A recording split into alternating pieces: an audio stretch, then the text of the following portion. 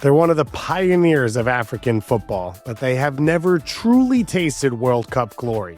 With a national icon leading a squad of young, promising talent, is this Egypt's time to finally make a splash?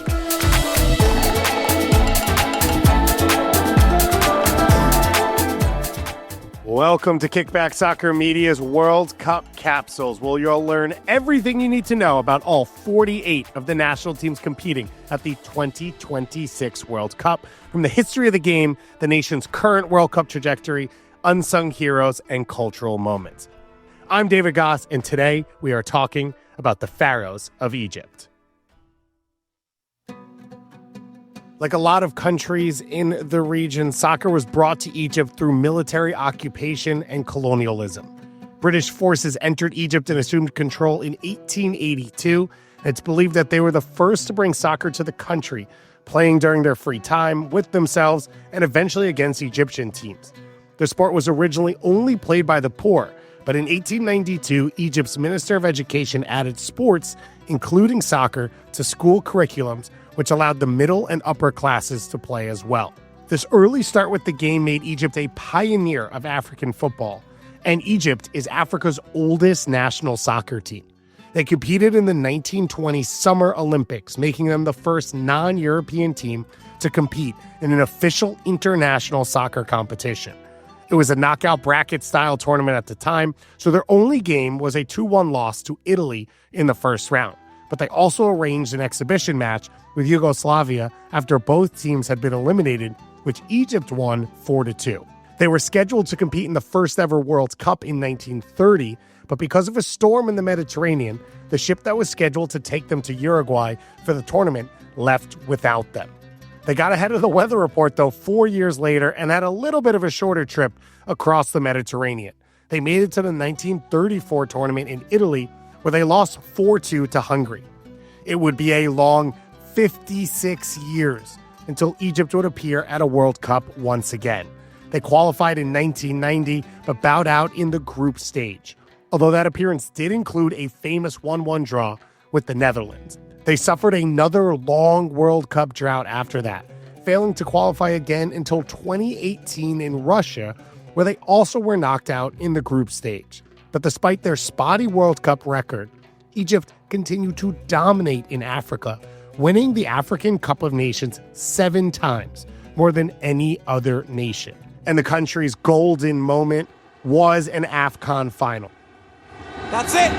Egypt are the Africa Cup of Nations champions for the 3rd time running and for the 7th time in history. They are simply unstoppable. The best moment in Egypt's history came 16 years ago when the Pharaohs won their 3rd consecutive African Cup of Nations, an unprecedented run of dominance by defeating Ghana 1-0. They capped off a reign of Afcon dominance that started in 2006 when a group of mostly domestic players stunned a star-studded Ivory Coast team that included Didier Drogba and Yaya and Kolo Touré in front of a home crowd at Cairo International Stadium. 2 years later, they knocked off Samuel Eto'o and Cameroon for their 2nd straight Afcon title, and then in 2010, they sealed their dominance with the win against Ghana.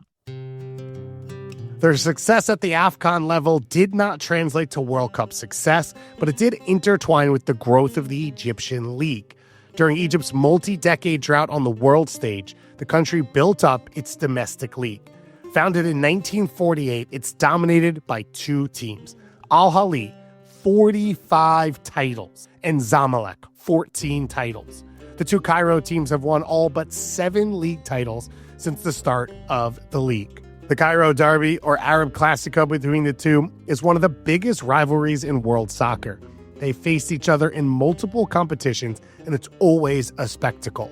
The ultras for both clubs are considered among the best in the world. The 2019-20 CAF Champions League final was the first time ever in their history that the 2 clubs faced each other in the final of an international competition. The single-leg final was played on the 27th of November 2020, and Ahly won the match 2-1, earning a competition record 9th Champions League title at the time. They have now gone on to win 3 more titles. Zamalek's last Champions League title was in 2002, but the two are still the continent leaders. Ahly with 12 and Zamalek tied for second with 5. A third Egyptian side, Pyramids FC, are the current holders, showing the league's dominance across the continent. Unfortunately, the league has been plagued by riots and violence. A riot occurred at Port Said Stadium in Port Said, Egypt, on February 1st of 2012. Following an Egyptian Premier League match between Al Masry and Al Ahly, 74 people were killed and more than 500 injured after thousands of Al Masry fans invaded the pitch following a 3-1 victory by their club. Many of the deaths were due to police refusal to open the stadium gates, trapping fans inside and causing a stampede. The belief is that members of the previous government who had remained in power, as well as the military, used the moment as a chance at revenge against the Al Ahly fans.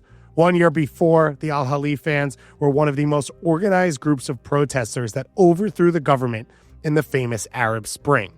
As a result of the riot, the Egyptian government shut down the domestic league for 2 full years.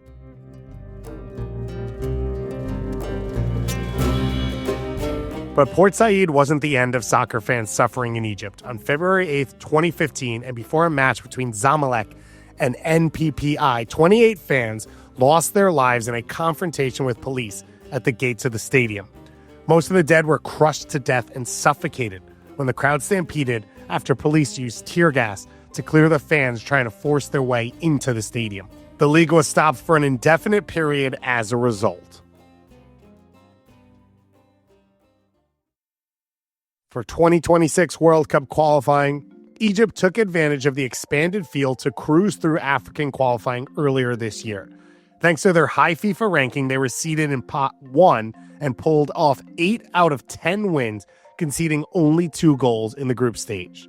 For so long, the current Egypt squad has been all about Mo Salah and Mo Salah only. But manager Hossam Hassan has done well to get the most out of Salah's supporting cast, including veterans Trezeguet and Zizou. Hassan himself was a star striker for Egypt and the nation's all-time leading goal scorer, so he knows ball. And the 1998 World Cup vet mostly plays a 4-3-3, but will shift to a back 3 or 5 as needed throughout the match. Hassan has also made an effort to make the national team younger, relying on a lot of the players who represented Egypt at the 2024 Olympics in Paris. He has also moved away from some of the older players, the veterans like Mohamed El Neni and Ahmed Hegazi. Egypt currently has a good mix of experienced players alongside some younger talents. In addition, they have a couple Premier League superstars, and all signs point towards a potential best World Cup appearance ever in 2026. Other than Mohamed Salah, Omar Marmoush will be looking to establish himself as a true star of this Egyptian side. Very few players make the jump from the Egyptian Premier League straight to Europe, and even fewer make the jump and are able to cope with the demands of playing abroad. After impressing with Wadi Degla domestically at the age of 17, Marmoush earned a move to Wolfsburg. He played mostly for the second team in Germany during his first 2 seasons. In the following 2 years, he split between the second team and loans with FC St. Pauli and Stuttgart. In 2022-23, it was his breakout season. Marmoush played 36 matches in all competitions for Wolfsburg and netted 6 goals. Following the conclusion of the season, Marmoush signed with Eintracht Frankfurt on a free transfer. He spent the next 20 months there flying, enjoying his best soccer ever, scoring 37 goals in 67 games across all competitions. In January of 2025, Marmoush signed with Manchester City for a deal worth 59 million euros. He hit the ground running in his first half season with the Citizens, scoring 8 goals in 25 appearances.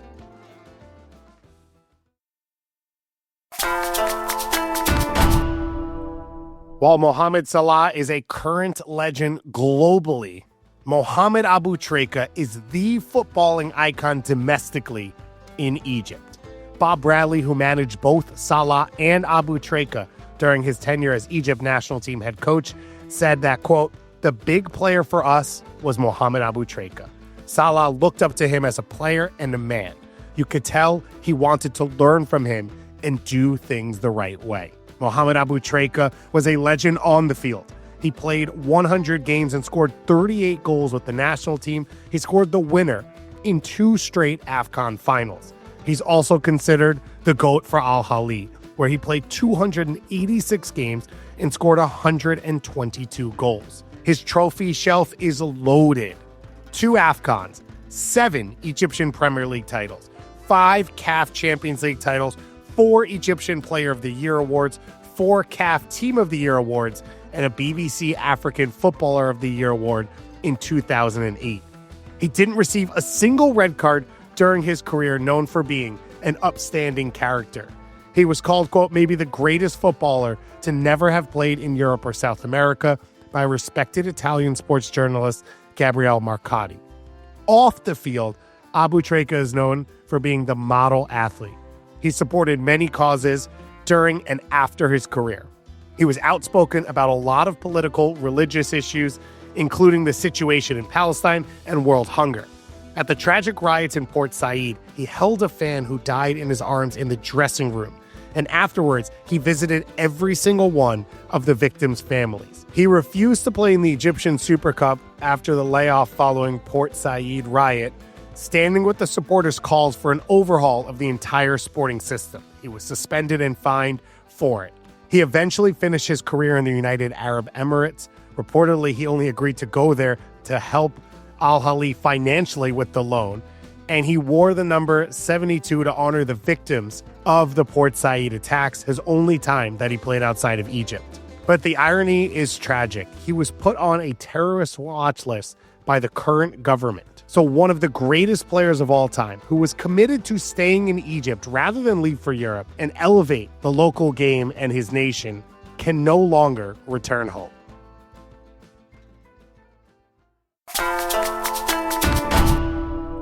Despite how tough life can be in Egypt, soccer has a special place for most Egyptians. Mohamed Salah, arguably the greatest Egyptian player of all time, one of the greatest in the world, had to travel 9 hours a day just to get to training and back. The journey included 4 buses and walking. He was only 14 at the time. Despite the split in club fandom between Ahly, Zamalek, and the other big clubs around the country, Egyptians feel as if it's a duty to support the national team. There are some of the best travel fan bases. The Club World Cup showcased this with the Al-Ahly fans in America. And aside from the traveling fans, Egyptians have a huge diaspora throughout the world, which will also play a part in their support at the 2026 World Cup. Well, here at Kickback, we always love to leave you with 2 things from every single team capsule: a prediction as well as a fun fact. On the prediction side of things for the Pharaohs, as we said, they are hoping to get out of the group stage for the first time in the country's history. They believe that that balance of Mohamed Salah, his high-level ability, and his experience with a younger up-and-coming group might be the right formula for them to do so. I think it's fair to believe they can get out of the group, especially with the new format. I think unlikely to say this is a round of 16 team. I'd be surprised to see them win a knockout game. For fun fact, well, you know it, the Nile River, one of the great rivers in the world, one of the cradles of civilization, is also the longest river in the world, over 4,000 miles. For the Pharaohs, stay tuned for the rest of Kickback's World Cup capsules. Make sure to follow us on Blue Sky, Instagram, YouTube, and anywhere you get your podcasts.